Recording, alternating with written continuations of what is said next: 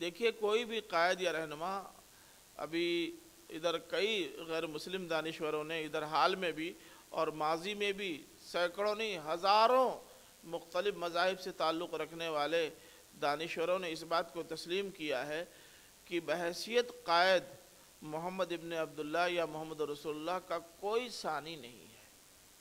بہت ساری خصوصیات کے ساتھ ایک خصوصیت یہ بھی بتائی کہ انہوں نے جو پیغام لوگوں کو دیا اور لوگوں سے جن چیزوں پر عمل کرنے کا مطالبہ کیا، سب سے پہلے خود اس پر عمل کیا۔ نبی کریم صلی اللہ علیہ وسلم سے اللہ تعالیٰ نے کہا کہ اے نبی ان لوگوں سے کہہ دو کہ میں سب سے پہلے اللہ کے آگے سر اطاعت خم کرتا ہوں، یعنی اللہ تعالیٰ جو کہے گا مجھے وہی کرنا ہے، اور اللہ تعالیٰ جس سے روک دے گا مجھے اس سے رک جانا ہے، مجھے اپنا مفاد نہیں دیکھنا ہے، اپنا نقصان نہیں دیکھنا ہے۔ تو جب ایک قائد خود عمل کرے گا اور اس راستے پر چلے گا جو راستہ دنیا کو دکھانا چاہتا ہے، تو اس کے قول کے ساتھ جب اس کا کردار مل جائے گا تو اس کی زبان میں اور اس کی دعوت میں تاثیر پیدا ہو جائے گی۔ آج اصل میں ہم لوگوں کی دعوتوں میں جو تاثیر نہیں پیدا ہو رہی ہے، اس کی بڑی وجہ یہ ہے کہ ہم لوگوں سے مطالبہ تو کرتے ہیں کہ وہ راستہ اختیار کریں جو راستہ سب سے سیدھا اور سچا ہے، لیکن خود جب اس پر چلنا ہوتا ہے تو ہم اپنے آپ کو نہیں پرکھتے یا اپنا جائزہ نہیں لیتے کہ ہم اس راستے پر ہیں یا نہیں ہیں۔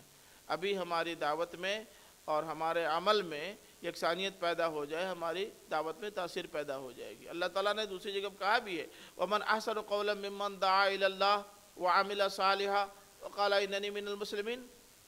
سب سے اچھی دعوت اللہ کی دعوت ہے، لیکن اس میں کوئی شبہ نہیں ہے کہ اس دعوت کے ساتھ جب تک عمل بھی شامل نہ ہو تب تک اس دعوت کا کوئی اثر نہیں ہوگا۔ اور چونکہ آدمی مومن ہے، اللہ تعالیٰ پر ایمان لایا ہوا ہے، تو اس لیے اس کو اپنا یہ ایمان اپنے قول کے ساتھ ساتھ اپنے عمل سے بھی ظاہر کرنا ہوگا، اور جب تک ایمان کے تقاضے اعمال سے پورے نہ کیے جائیں ہماری زبانی دعوت کوئی اہمیت نہیں رکھتی۔ اس کے بعد فرمایا کہ ذرا سا تم لوگ اپنی عقلوں کا استعمال کرو۔ اپنے مخاطبین سے کہا، مکہ والوں سے کہا، یہودیوں سے کہا، عیسائیوں سے کہا کہ تھوڑا اپنی عقل کا استعمال کرو۔ تم مجھ سے کہہ رہے ہو کہ تھوڑا سا کچھ کمپرومائزیشن کی صورت پیدا کر لی جائے، یعنی تھوڑا سا آپ نیچے اتر آؤ، تھوڑا سا ہم اوپر اٹھ جائے۔ مسئلہ یہ ہے کہ میں ایک خدا کا قائل ہوں اور تم انیک خداؤں کے قائل ہو۔ بھئی تم 1000 خداؤں میں سے 500 گھٹا دو تب بھی تمہارا فکر تو وہی ہوا، لیکن میں ایک سے آگے بڑھ جاؤں گا تو میری توحید ہی گم ہو جائے گی۔ تو اس لیے اس میں اور اس میں زمین و آسمان کا فرق ہے۔ میں نیچے نہیں اتر سکتا تمہارے یا اوپر نہیں بڑھ سکتا، تمہیں نیچے اترنے کے لیے بہت ساری گنجائش تمہارے پاس موجود ہے۔ تو اس لیے اللہ تعالیٰ نے فرمایا کہ اے نبی ان سے کہو کہ اغیر اللہ ابغی ربن، کیا میں اللہ کے علاوہ کو اپنا رب مان لوں جیسا کہ تم کہہ رہے ہو؟ وَهُوَ رَبُّ كُلِّ شَيْءٍ، جبکہ صورتحال یہ ہے کہ ساری چیزوں کا رب اللہ ہے۔ زمین و آسمان کا رب اللہ ہے، چرندوں پرندوں کا رب اللہ ہے، انسانوں کا رب اللہ ہے، ان جانوروں کا رب اللہ ہے، سب کا رب اللہ۔ پوری کائنات اللہ کو اپنا رب مان رہی ہے۔ پوری کائنات ایک طرف اور میں ایک طرف ہو جاؤں؟ کیا سب سے احمق میں ہی بن جاؤں؟ یہ کیسے ممکن ہے؟ پھر فرمایا کہ اگر بات سمجھ میں نہیں آ رہی ہے اور اس دعوت کا کوئی اثر قبول کرنے کے لیے تم تیار نہیں ہو تو ایک بات نوٹ کر لو کہ لا تکسب کل نفس الا علیہا ولا تزر وازرۃ وزر اخری۔ لوگ جو کچھ بھی کریں گے ان کی کمائی کا فائدہ یا نقصان انہی کو ملے گا۔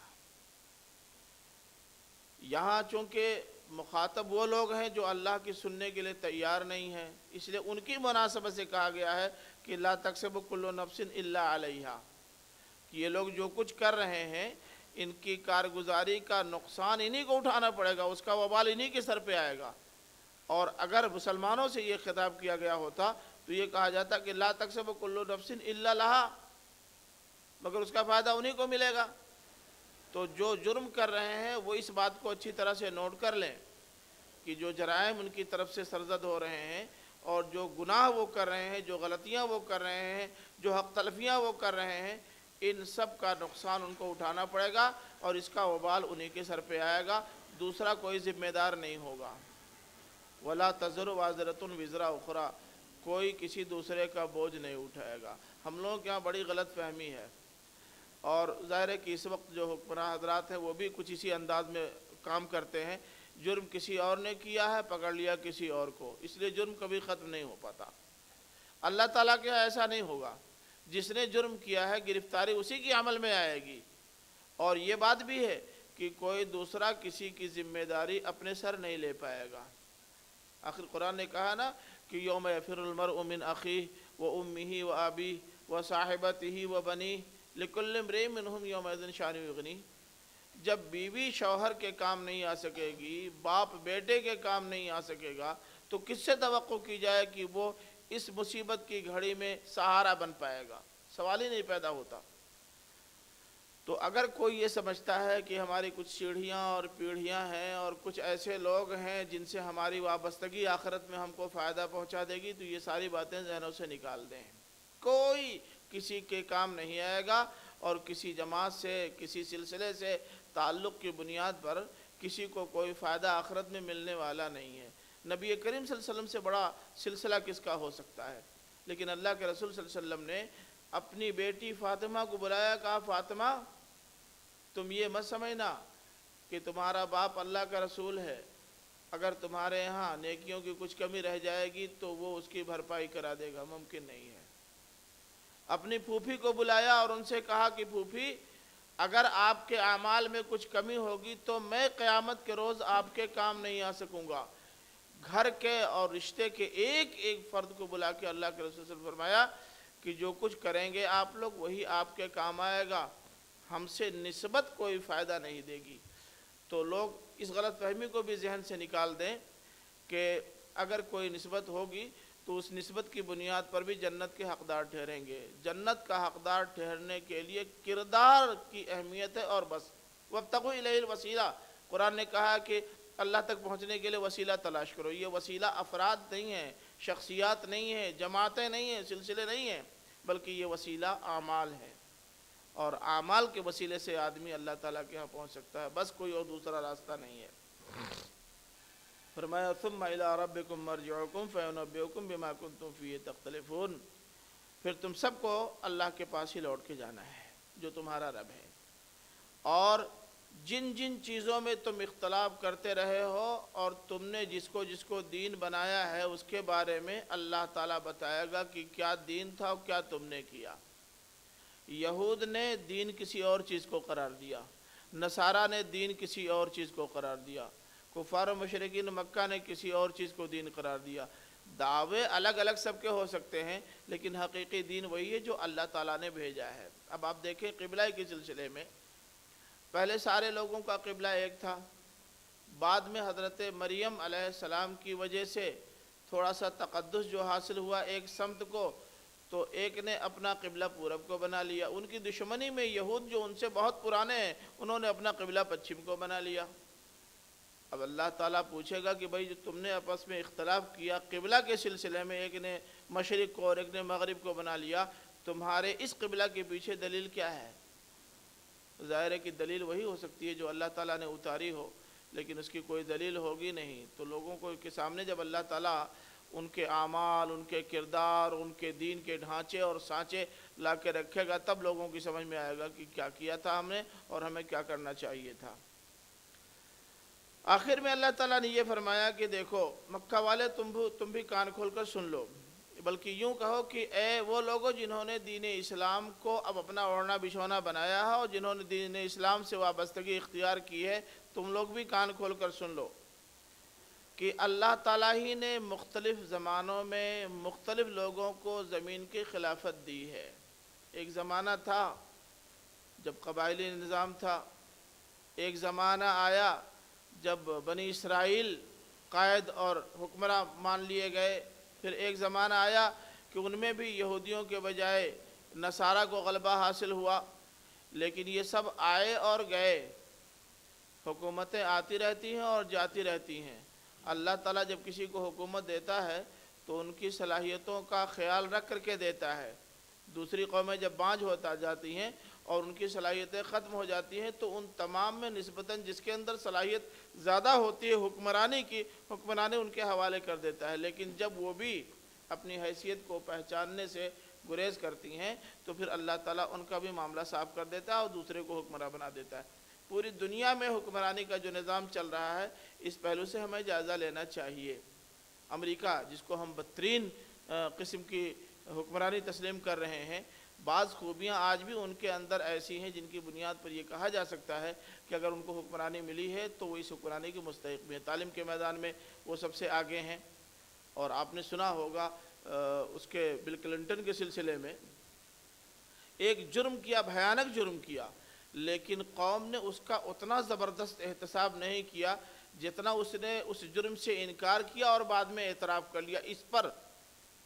یعنی جھوٹ ان کے ہاں بہت بڑا جرم ہے، اور ایک ایسا حکمراں جو پورے ملک کا سب سے بڑا حکمراں ہو، بلکہ دنیا کا نمبر 1 کا آدمی ہو، اس نے جھوٹ کا سہارا لیا، یہ ان کے لیے ناقابل برداشت ہے۔ ہمارے ہاں تو روز جھوٹ بولا جاتا ہے، اس کی کوئی اہمیت نہیں ہوتی ہے۔ تو کچھ کوالٹیز ہوتی ہیں، اب اگر وہ کوالٹی مینٹین رکھو گے تو یہ حکمرانی جو اب ان سے لے کر کے تمہیں دی گئی ہے تمہارے پاس رہے گی، لیکن اگر کوالٹی مینٹین نہیں رکھو گے تو پھر یہ حکمرانی تم سے چھن جائے گی، اور آج وہ حکمرانی ہم سے چھن گئی ہے۔ کیا ہمیں اس کا جائزہ نہیں لینا چاہیے کہ کوالٹی ہم نے مینٹین رکھی یا نہیں؟ اگر مینٹین رکھی ہوتی تو حکمرانی ہمارے پاس ہوتی، لیکن ہم نے اپنی حیثیت گنوا دی اور ہم نے اپنے مقام کا لحاظ نہیں رکھا، اس کو اہمیت نہیں دی۔ نتیجہ یہ ہوا کہ اللہ تعالیٰ نے یہ حکمرانی دوسرے کے حوالے کر دی اور مسلمانوں کو مغلوب و مقہور بنا دیا۔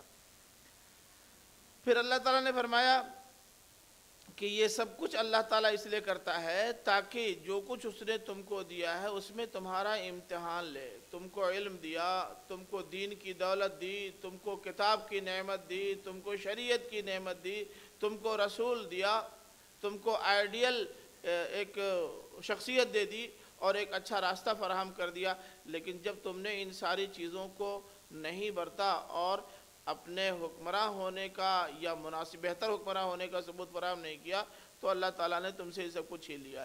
یہ دنیا میں آدمی کو اللہ تعالیٰ کی طرف سے جو منصب ملتا ہے وہ منصب ایک طرح کا امتحان ہوتا ہے، اور اس امتحان میں اگر وہ کامیاب ہوتا ہے تب تو ٹھیک، اور اگر کامیاب نہیں ہوتا تو اللہ تعالیٰ جس طرح وہ منصب دیتا ہے ایسے چھین بھی لیتا ہے، جس طرح وہ دینے پر قادر ہے ایسے چھین لینے پر بھی قادر ہے۔ پھر فرمایا کہ ان ربک سریع العقاب، تمہارا رب بڑا تیز حساب لینے والا ہے۔ اس میں دو پہلو ہیں، ایک تو یہ کہ لوگ سوچتے ہیں اتنے سارے انسان دنیا میں، اور وہ بھی اس زمانے سے لے کر اس زمانے تک بلکہ قیامت تک اتنے سارے لوگوں کا حساب کتاب لینے بیٹھے گا، تھک نہیں جائے گا کیا؟ اور کب تک لیتا رہے گا کہ سب کا امتحان ہو جائے گا، سب کا حساب کتاب ہو جائے گا؟ اللہ تعالیٰ نے فرمایا کہ اللہ حساب لینے میں بہت تیز ہے۔ ایک پہلو تو یہ بھی ہے، اور اب تو آسان ہو گیا۔ پہلے لوگ ایک ایک پرچی لے کے بیٹھ کے گنتے تھے، اور جو نتیجہ آتا تھا 3 دن میں 4 دن میں وہ سیدھے سیدھے بٹن دبائیے اور کل ظاہر ہو جاتا ہے، سب پتہ چل جاتا ہے۔ اب بٹن میں چھیڑ چھاڑ کر دی جائے یہ ایک الگ بات ہے، ورنہ مشین اب ایسی تیار ہو گئی ہے کہ آپ جو رزلٹ لینا چاہیں صرف بٹن دبائیں سب آپ کے سامنے آ جائے گا۔ اب آپ دیکھیں کلک کر کے جو چاہتے نکال لیتے ساری دنیا سے۔ تو اللہ تعالیٰ جب حساب لینے پہ آئے گا تو وہ اس طرح اسی اسپیڈ کے ساتھ حساب لے سکتا ہے، کوئی دقت اس کو نہیں ہوگی۔ ایک پہلو تو یہ ہے۔ دوسرے یہ کہ جرم کرنے والے یہ نہ سوچیں کہ اتنے زمانے تک انہوں نے جرائم کیے ان کا کچھ نہیں بگڑا، اور ہم بھی اتنے زمانے سے جرم کرتے چلے آ رہے ہیں، ہمارا کیا بگڑ جائے گا؟ عام طور پر سرکش حکومتیں یہی کرتی ہیں، وہ سوچتی ہیں کہ ہم نے 8 سال 10 سال 12 سال 15 سال اور 20 سال ایسے ہی حکمرانی کی ہے ظالمانہ، لیکن ہمارا کچھ نہیں بگڑا، اب کیا بگڑے گا؟ بگڑنے میں دیر نہیں لگتی، بنانے میں ٹائم لگتا ہے۔ اللہ تعالیٰ منٹوں اور سیکنڈوں میں صورتحال تبدیل کر دے گا، تمہاری حکمرانی اندر چلی جائے گی۔ اور ایسے بے شمار واقعات آپ کو سننے کو ملتے ہوں گے کہ کتنے لوگ تھے جو یہ سمجھتے تھے کہ ہم بہت مضبوط ہیں، لیکن راتوں رات بغاوت ہو گئی، ان کی حکمرانی ختم ہو گئی اور دوسرے حکمراں ہو گئے۔ تو اللہ تعالیٰ کسی کو سزا دینے میں اور اس کے جرم کی پاداش میں اسے اس کے منصب سے ہٹانے میں دیر کرتا ہے، تو اس لیے نہیں کہ وہ اس پہلے نہیں کر سکتا یا جلدی نہیں کر سکتا، بلکہ اس کی حکمت کا تقاضا یہی ہوتا ہے۔ لیکن اگر وہ جلدی کرنا چاہے گا تو منٹوں سیکنڈوں میں صورتحال تبدیل کر دے گا۔ اس لیے شرپسند عناصر اپنی شرپسندی کا مظاہرہ اس طرح نہ کریں کہ یہ سوچ کر نہ کریں کہ ان کا کوئی کچھ بگاڑ نہیں سکتا، اگر بگاڑنے والا ہوتا تو اب تک بگڑ چکا ہوتا۔ آگے اللہ تعالیٰ نے انہو لغفور الرحیم کہہ کر کے ایک دعوت دی ہے۔ لفظ غفور بتا رہا ہے کہ اللہ بڑا معاف کرنے والا ہے۔ اگر اب بھی ہوش میں آ جاؤ تو 60 سال 70 سال 80 سال جرم کرنے کے باوجود اگر تم صدق دل سے توبہ کر لو تو یہ مت سوچو تو کہ اب تو زندگی کے آخری پڑاؤ پر ہیں، 80 سال گزر گیا ہے، بہت ہوں گے تو 8 سال 10 سال اور جئیں گے۔ اب اگر 80 سال کے گناہ ایک طرف رکھ دیے جائیں گے اور 8 سال کی نیکیاں ایک طرف رکھ دی جائیں گی تب بھی تو ہم گنہگاری ثابت ہوں گے۔ اللہ تعالیٰ نے فرمایا ایسا نہیں ہے۔ اگر دانستہ شرارت کر رہے ہو تب تو اللہ نہیں معاف کرے گا، لیکن اگر نادانستہ اور نادانی میں کوئی غلطی ہو گئی ہے، کسی باطل کو حق سمجھ کر قبول کیا ہے، تو جس دن یہ بات سمجھ میں آ جائے کہ حق یہ ہے اور اسے قبول کر لے تو اللہ تعالیٰ پورے باطل کو کالعدم قرار دے دیتا ہے اور اس 8 سال کے مطابق اس کا حساب و کتاب لے گا۔ تو بہت بخشنے والا ہے، اس کے پاس بخشش کی کمی نہیں ہے اور نہ اس معاملے میں وہ بخیل ہے۔ جو لوگ بھی ہوش میں آ جائیں، جب ہوش میں آئیں تب باطل کو چھوڑ کر حق پر آ جائیں، اللہ تعالیٰ بخش دے گا ان کو اور ان کی پرانی زندگی کو کالعدم قرار دے دے گا۔ اب سوال پیدا ہوتا ہے کہ آخر اللہ تعالیٰ ایسا کیوں کرتا ہے؟ 80 سال تک 90 سال تک جرم کرنے کے باوجود توبہ کر لی اور محض 2 سال جیے اور جنت کے مستحق قرار پا گئے۔ اللہ تعالیٰ نے فرمایا کہ ارے بھائی اللہ رحیم ہے نہ رحیم ہے، وہ تو اپنے بندوں پر رحم کرنا ہی چاہتا ہے، وہ رحم کے بہانے ڈھونڈتا ہے، سزا کے بہانے نہیں ڈھونڈتا۔ تو جو لوگ بھی اللہ تعالیٰ کی طرف لپکنے کے لیے تیار ہوں وہ لپکیں یہ سوچ کر کہ اللہ تعالیٰ بڑا رحیم ہے، لیکن اس کا یہ مطلب نہیں ہے کہ شرارت کرنے والے شرارت جان بوجھ کر کرتے رہیں اور سمجھیں کہ اللہ رحیم ہے کچھ نہیں ہوگا۔ ایسا نہیں ہو سکتا۔ یہ اللہ تعالیٰ کی رحمانیت کا مذاق تو ہو سکتا ہے، اس کی رحیمیت کا مذاق تو ہو سکتا ہے، لیکن اس کی رحیمیت سے یا اس کی رحمانیت سے فائدہ اٹھانے کا کوئی طریقہ نہیں ہوگا۔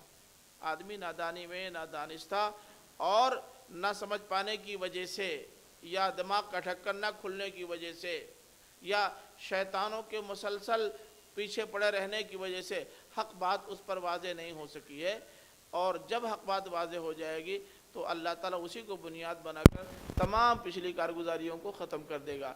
لیکن یہ بات بہرحال ذہن میں رہنی چاہیے کہ اس رحم کے تصور کا ناجائز اور غلط نہیں بلکہ جائز فائدہ اٹھانا چاہیے، تب اللہ تعالیٰ کی رحمیت ملے گی ورنہ نہیں ملے گی۔ تو یہ آخری چیپٹر تھا سورہ انعام کا جو آپ کے سامنے رکھا گیا ہے۔